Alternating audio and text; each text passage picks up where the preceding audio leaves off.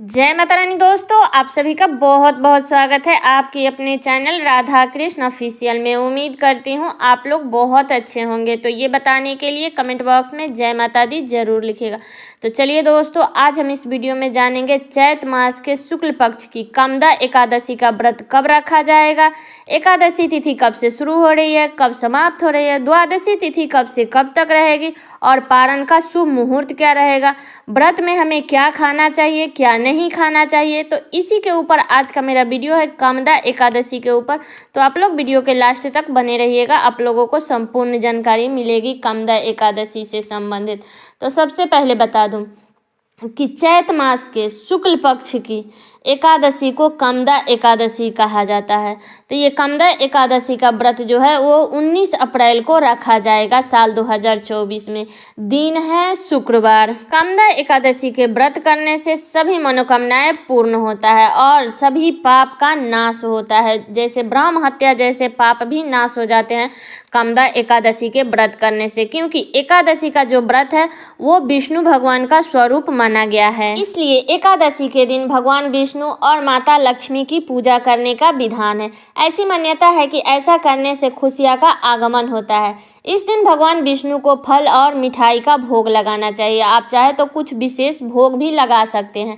ऐसा करने से भी भक्तों को सुख और सौभाग्य की प्राप्ति होती है और पूजा या उपवास का पूर्ण फल की प्राप्ति होती है। एकादशी के दिन भगवान को आप लोग चाहे तो पीला चीज ज़्यादा प्रयोग करिएगा विष्णु भगवान के भोग में, क्योंकि भगवान विष्णु को पीले रंग अति प्रिय है। तो इसलिए जब आप लोग पूजा कीजिएगा एकादशी के दिन तो आप लोग पीला ही वस्त्र धारण कर लीजिएगा। भगवान के भोग में आप लोग केला पका हुआ जरूर लगाइएगा, वो पीला वाला केला, क्योंकि भगवान को पीला चीज़ बहुत पसंद है। साथ में आप लोग मिठाई का भोग लगा सकते हैं। जो भी आप लोग भोग लगाएं उसमें तुलसी पत्र जरूर डालिएगा। अगर आप लोग तुलसी पत्र नहीं डालते हैं तो भगवान विष्णु अपना भोग ग्रहण नहीं करते हैं। इसलिए एकादशी के दिन भगवान विष्णु भगवान के भोग में हमें तुलसी पत्र जरूर डालना चाहिए। अगर आप एकादशी के दिन केले का भोग लगाते हैं तो आपकी धन से संबंधित जो भी समस्या होती है उससे मुक्ति मिल जाती है और साथ ही कुंडली में अगर गुरु दोष है तो वो भी समाप्त हो जाता है। एकादशी के दिन भगवान श्री हरि विष्णु को पंचामृत का भोग जरूर लगाइएगा।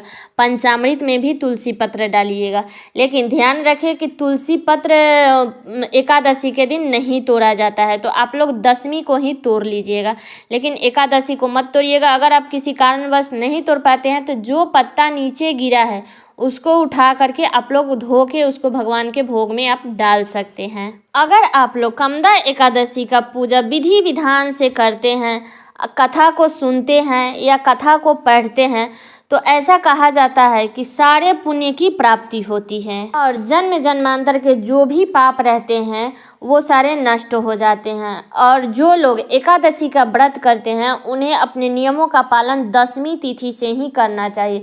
दशमी तिथि को ही शुद्ध सात्विक भोजन करना चाहिए। लहसुन प्याज का सेवन नहीं करना चाहिए, मांस मदिरा का सेवन नहीं करना चाहिए, या फैमिली में किसी को भी नहीं खाना चाहिए। लहसुन प्याज हो या मांस मदिरा तो बिल्कुल भी नहीं खाना चाहिए। उसी दिन से हमें ब्रह्मचर्य का पालन करना चाहिए। मसूर का दाल नहीं खाना चाहिए। तो ये सब बातों, चावल नहीं खाया जाता है। तो इन्हीं सभी बातों को हमें ध्यान में रखना है। फिर हमें दशमी तिथि के रात में जब सोते हैं तो एकादशी तिथि का चिंतन करते करते हमें सोना है। फिर एकादशी के दिन हमें सुबह में जल्दी उठना है, अपने साफ सफाई करके अपने नित्य कर्मों से निमित्त होकर के स्नान कर लें। उसके बाद साफ स्वच्छ वस्त्र धारण कर ले। हो सके तो उस दिन आप लोग पीला वस्त्र धारण करके ही आप भगवान विष्णु की पूजा कीजिएगा। उसके बाद आप सूर्य भगवान को जल दे दीजिएगा। उसके बाद आप अपने मंदिर की साफ सफाई कर लें।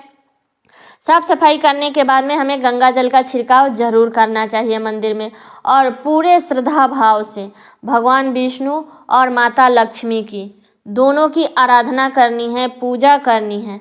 भगवान श्री हरि विष्णु को पीले रंग अति प्रिय है, इसलिए एकादशी के दिन पीले रंग का ज़्यादा प्रयोग करें। उसके बाद व्रत का कथा पढ़ें या सुनें। उसके बाद अंत में आरती करें।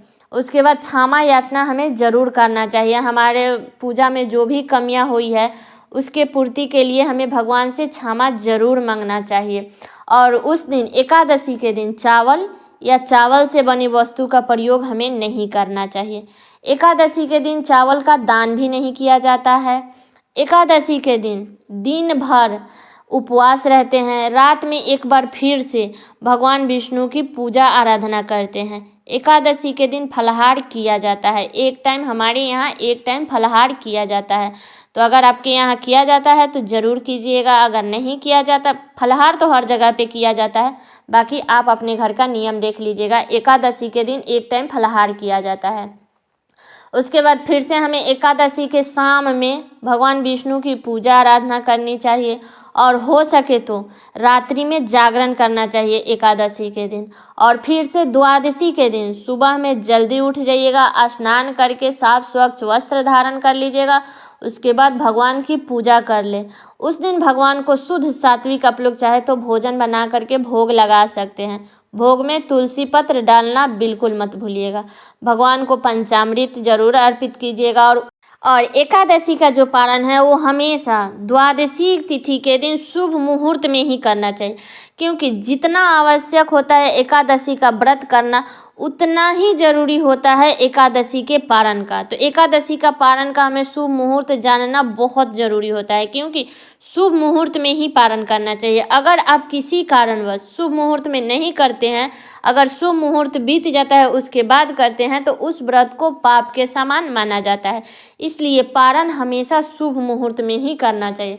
तो चलिए अब जान लेते हैं एकादशी तिथि कब से शुरू हो रही है और कब समाप्त हो रही है। तो बता दूं कि एकादशी तिथि शुरू होगा 18 अप्रैल को, दिन है गुरुवार, शाम में 5:33 पर शुरू होगा और एकादशी तिथि समाप्त होगा 19 अप्रैल को, दिन है शुक्रवार, रात्रि में 8:07 पर समाप्त हो जाएगा। और द्वादशी तिथि शुरू होगा 19 अप्रैल को, दिन है शुक्रवार, रात में 8:08 पर द्वादशी तिथि शुरू होगा और द्वादशी तिथि समाप्त होगा 20 अप्रैल को, दिन है शनिवार, रात में 10:42 पर समाप्त हो जाएगा। तो बता दूं कि शनिवार के दिन द्वादशी तिथि सारे दिन रहेगी, लेकिन द्वादशी तिथि के दिन भी जो पारण का जो शुभ मुहूर्त है वह सुबह में 6 बजे से लेकर के और 9 बजे के बीच में हमें पारण कर लेना है। अगर आप किसी भी कारणवश अगर आप नहीं कर पाते हैं, कोशिश करें कि एकादशी के पारण हमें सुबह में ही करना चाहिए। अगर भोजन बन गया है तब तो सबसे अच्छा है, नहीं बना है तो जो भगवान को भोग लगाए हैं उसी पंचामृत और तुलसी पत्र को मुख में डाल के आप अपना व्रत सुबह में ही खोल लीजिएगा। अगर आप सुबह में नहीं खोलते हैं किसी कारणवश, तो फिर आप दोपहर में 1 बजे से लेकर के और 3 बजे के बीच में आप अपना उपवास खोल सकते हैं, लेकिन कोशिश करें कि सुबह में ही व्रत खोल लें। तो उम्मीद करती हूँ कि आप लोगों को कामदा एकादशी से संबंधित संपूर्ण जानकारी मिल गई होगी। तो ये वीडियो मेरा यहीं तक का था। कैसा लगा ये वीडियो आप लोग कमेंट करके ज़रूर बताइएगा। और चैनल पे नए आए हैं सब्सक्राइब कर लीजिएगा, बेल आइकन को प्रेस कर दीजिएगा, जिससे मेरे वीडियो का नए नोटिफिकेशन आप सभी के पास में सबसे पहले पहुंचे। और वीडियो को लाइक कर दीजिएगा, क्योंकि आपके एक लाइक से मुझे बहुत ही मोटिवेट मिलता है। तो वीडियो को लाइक कर दीजिएगा और वीडियो को शेयर कर दीजिएगा, ताकि हर कोई कामदा एकादशी से संबंधित संपूर्ण जानकारी प्राप्त कर सके। तो चलिए दोस्तों, मिलती हूँ अगले वीडियो में किसी नए वीडियो के साथ में। तब तक के लिए नमस्कार।